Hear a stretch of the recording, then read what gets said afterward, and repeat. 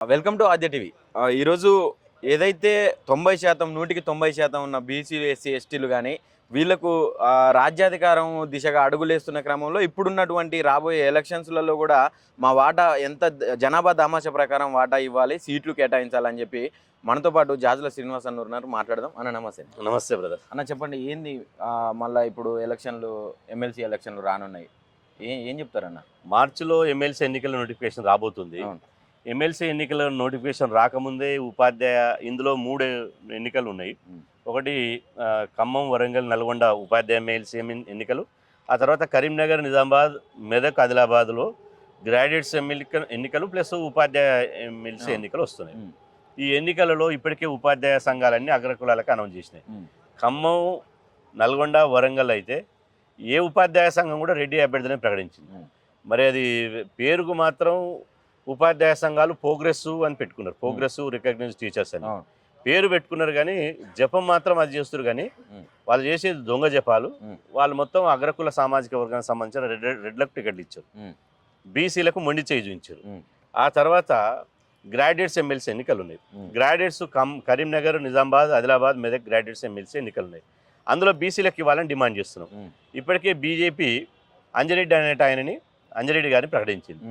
ఇలా నేను అంటున్నా, అంజిరెడ్డి బీజేపీ జెండా మోసిండా, అంజిరెడ్డి బీజేపీ కార్యకర్తనా అంటే? అంజిరెడ్డి దగ్గర సుట్ కేసులు ఉంటే, అంజిరెడ్డి గారి దగ్గర 100 కోట్ల డబ్బులుంటే టికెట్లు ఇస్తారా? బీసీలకు ఎందుకు ఇయ్యరు బీజేపీ పార్టీ? అదేవిధంగా నిన్నగా మొన్న మహేష్ కుమార్ గౌడ్ గారు పిసిసి అధ్యక్షులు వారు గాంధీ భవన్లో మాట్లాడుతూ ఉపాధ్యాయ సంఘాల ఎన్నికల్లో మాత్రం మేము మా మిత్రపక్షాలకు అభ్యర్థులకు సపోర్ట్ చేస్తాం, గ్రాడ్యుయేట్స్ ఎమ్మెల్సీ ఎన్నికల్లో మాత్రం మేము నిలబడతామన్నారు. అంటే ఉపాధ్యాయ సంఘాల ఎమ్మెల్సీ ఎన్నికల్లో ఇప్పటికే యూటీఎఫ్ వాళ్ళ మిత్రపక్షాలు ఎవరు? కమ్యూనిస్టులు ఏం చేశారు? రెడ్డిని ప్రకటించారు. అంటే కాంగ్రెస్ పార్టీ ఉపాధ్యాయ ఎమ్మెల్సీ ఎన్నికల్లో రెడ్లకు సపోర్ట్ చేస్తుందని చెప్పింది. మరి గ్రాడ్యుయేట్స్ ఎమ్మెల్సీ ఎన్నికలైనా బీసీలకు ఇవ్వాలి కదా. గ్రాడ్యుయేట్స్ ఎమ్మెల్సీ ఎన్నికలు కూడా మరొక విద్యా సంస్థల అధినేత ఉన్నాడు, ఆయన దగ్గర 100 కోట్లు ఉన్నాయి.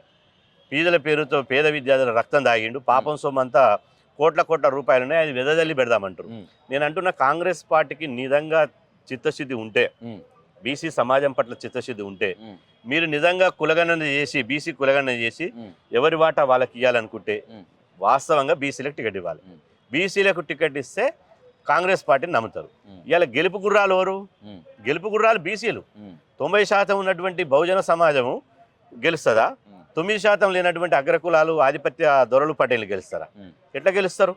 కాబట్టి మేము అడుగుతున్నాము, కాంగ్రెస్ పార్టీ కేసీఆర్ను ఓడగొట్టడానికి ఇవాళ బీసీలకు టికెట్లు ఇవ్వలే, అప్పుడు అడ్జస్ట్ చేసుకున్నాం.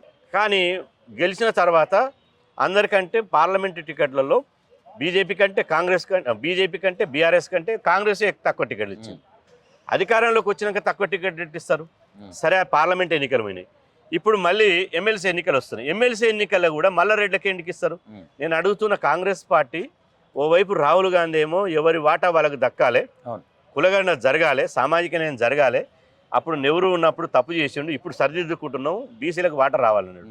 మరి ఇప్పుడు ఎందుకు రాహుల్ గాంధీ గారి మాట వినడం లేదు? రాష్ట్రంలో నడుస్తుంది రాహుల్ కాంగ్రెసా లేకపోతే రెడ్డి కాంగ్రెసా? రాహుల్ కాంగ్రెస్ అయితే బీసీలకు టికెట్ ఇవ్వాలి, రెడ్డి కాంగ్రెస్ అయితే అంటే మీరు చూస్తున్నంత టికెట్ ఇవ్వాలి. సంవత్సరం దాటిపోయింది, ఏ పాలన నడుస్తుంది అనుకోవచ్చు, ఏ కాంగ్రెస్ నడుస్తుంది అనుకోవచ్చు. ఇప్పుడు దీన్ని బట్టి చూస్తే రెడ్ల పాలన నడుస్తుంది. ఇప్పుడు రాహుల్ పాలన నడవాలంటే ఎవరి వాటా వాళ్ళకి ఇవ్వాలి కదా. నామినేటెడ్ పోస్టులు ఎక్కడ ఇచ్చారు? అంటే యూనివర్సిటీ వైస్ ఛాన్సలర్ పోస్టులు ఎక్కడ ఇచ్చారు? అదేవిధంగా టికెట్ ఎక్కడ ఇస్తున్నారు? ప్రభుత్వ సలహాదారులు ఎంతమంది?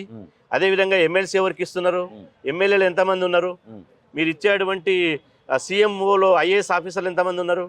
అంటే మీరు ఇచ్చేది మొత్తం ఒకే సామాజిక వర్గానికి ఇచ్చి ఇలా చిలక పలుకులు మాట్లాడితే ఎట్లా? అంటే మీరు కనుక కులగణన చేయాలనుకుంటే కూడా ఆల్మోస్ట్ రెడ్డిలే ఉన్నారు కదన్న మొత్తం. నేను అదే చెప్తున్నా, మీరు రాహుల్ గాంధీ గారి మాటకు సామాజిక న్యాయం అనే ఒక ఆలోచన మీకు గనక ఉంటే, మీరు రాహుల్ గాంధీ మాటకు విలువ ఇచ్చినట్టయితే బీసీలకు ఇవ్వండి, రాహుల్ గాంధీ గారి మాటకు విలువ ఇవ్వకపోతే రెడ్లకు ఇవ్వండి. రైట్. ఒకవేళ నిజంగా ఇప్పుడు ఆ పార్టీలలో ఉన్నటువంటి వాళ్ళకు టికెట్ ఇవ్వకుండా ఉంటే మీరేమన్నా స్వతంత్రంగా పోరాడే? 100% మేము చూస్తూ కళ్ళు అప్పగించి చూస్తూ ఊరుకుంటామా? ఖచ్చితంగా వీళ్లకు ఇప్పుడున్నటువంటి కాంగ్రెస్ పార్టీకి ఇది మంచి అవకాశం, బీసీలకు ఇస్తే మంచి అవకాశం, గెలిపించి మళ్ళీ గాంధీ భవన్లో పంపుతాం. ఒకవేళ మీరు టికెట్ కనుక ఇవ్వకపోతే కాంగ్రెస్ పార్టీకి రాష్ట్రంలో చివరి ఎన్నికలైతాయి. ఇదే మీరు రాసుకోండి. ఉమ్. 100% బీసీలు ఐక్యమయ్యారు. ఉమ్. బహుజన సమాజం అంతా అగ్గేమండుతుంది. ఉమ్. చదువుకున్న స్టూడెంట్స్ అంతా, యూత్ అంతా, విద్యార్థులంతా, పోరగాళ్ళంతా ఇవాళ ఖచ్చితంగా మా వాటా ఏదని నిలదీస్తున్నారు, అడుగుతున్నారు. మీరు ఇవ్వకపోతే మేము 100% బీసీ అభ్యర్థులని స్వతంత్రంగా బరిలోకి దింపుతాం, మిమ్మల్ని ఖచ్చితంగా ఒక రాజకీయ సునామీ వస్తుంది, అందులో రాజకీయ సునామీలో బీసీ అభ్యర్థులు గెలుస్తారు, చట్టసభలో పంపిస్తాం. ఈ 2028లో లేదా 2029లో జరిగే ఎన్నికలు బీసీ రాజకీయ ఆవిర్భావానికి, బీసీల రాజ్యాధికారానికి ఈ ఎమ్మెల్సీ ఎన్నికలు ఒక నాంది పలకబోతున్నాయి. ఓకే, రైట్ అన్న. అయితే ఇది పరిస్థితి. ఖచ్చితంగా ఇప్పుడున్నటువంటి పార్టీలలో టికెట్లు ఇవ్వకుండా మేము స్వతంత్రంగా కూడా పోరాడతాం. స్వతంత్రంగా పోరాడి ఇప్పుడున్నటువంటి ఏదైతే పార్టీలలో ఉన్నటువంటి బీసీలకు టికెట్లు ఇవ్వకుంటే ఇదే కాంగ్రెస్కు చివరి ఎలక్షన్స్ అని కూడా జాజుల శ్రీనివాస్ చెప్తా ఉన్నారు. Thank you.